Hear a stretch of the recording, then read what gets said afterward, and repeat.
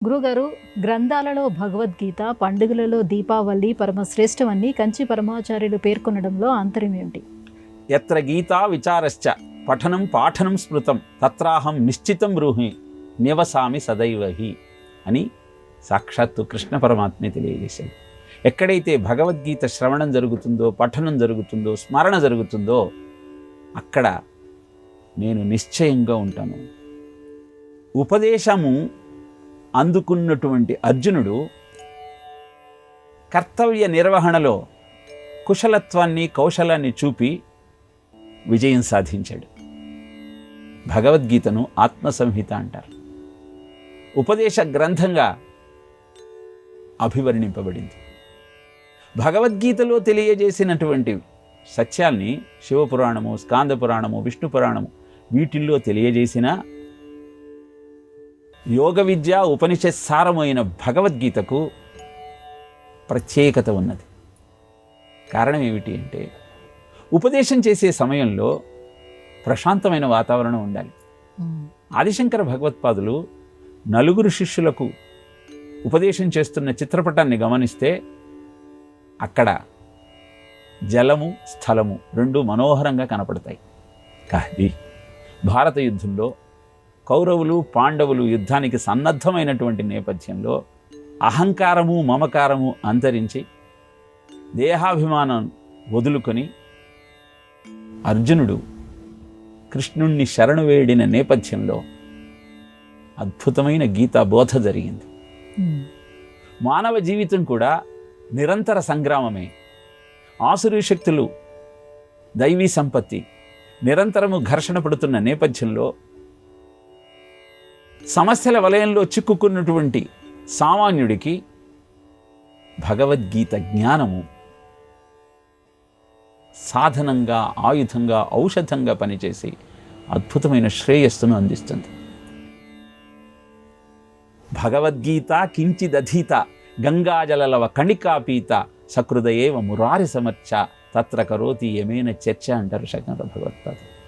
అందుకే భగవద్గీతలోని ఒక శ్లోకాన్నో, శ్లోకపాదాన్నో అధ్యయనం చేసి అభ్యాసం చేయగలిగితే అన్ని సమస్యలకు పరిష్కారమై యముడి దగ్గర నీ చర్చ లేకుండా చేస్తుంది. అంటే దేహాభిమానం లేకుండా నిష్కామ కర్మను ఆచరించిన వారికి నరకలోక ప్రాప్తి జరగదు, పునర్జన్మ అనేది ఉండదు.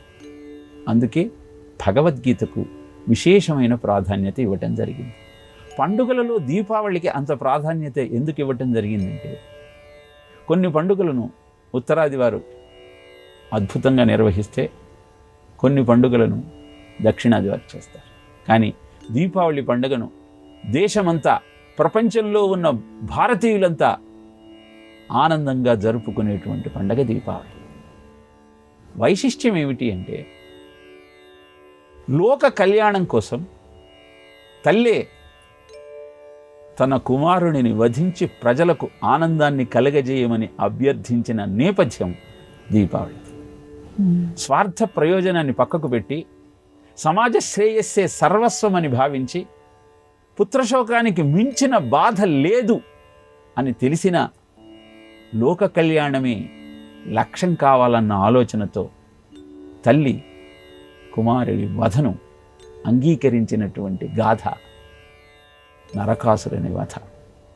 చతుర్దశ భువనాలను సొంతం చేసుకొని అమావాస్య నాడు ప్రాణాలను వదిలేసినటువంటి నరకాసురుడికి కూడా ఆఖరి క్షణంలో ఆత్మజ్ఞానం కలిగి, నా జీవితం మీకు మార్గదర్శకం కావాలి అని నా వధను పండుగలా జరుపుకోండి, అభ్యంగ స్నానం చేసి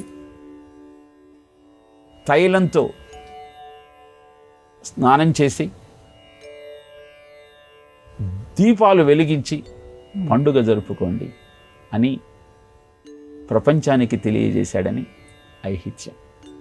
అమావాస్య నాడు పండుగ జరుపుకోవటంలోని ఆంతర్యం ఏమిటి అంటే, అమా అంటే కూడి, వాస అంటే ఉండటం. భగవంతుడితో నిత్యము కూడి ఉంటే, అమావాస్య నాడు చంద్రుడు ఉండడు కనుక, మనస్సును ప్రేరేపించేది చంద్రుడే కనుక, ఆ మనస్సు లేనటువంటి అద్భుతమైన ఆ పర్వదినము భగవంతునితో కూడి అద్భుతమైన ఆత్మజ్ఞానాన్ని అందుకోవటానికి సరి అయిన ముహూర్తం అని చెప్పటమే దీపావళి పండుగ యొక్క రహస్యం. అందుకే గ్రంథాలలో భగవద్గీత, పండుగలలో దీపావళి అత్యంత ప్రధానమైనవి అని నడిచే దేవుడిగా కీర్తింపబడినటువంటి శ్రీ శ్రీ శ్రీ చంద్రశేఖరేంద్ర సరస్వతి వారు వ్యాఖ్యానం చేశారు.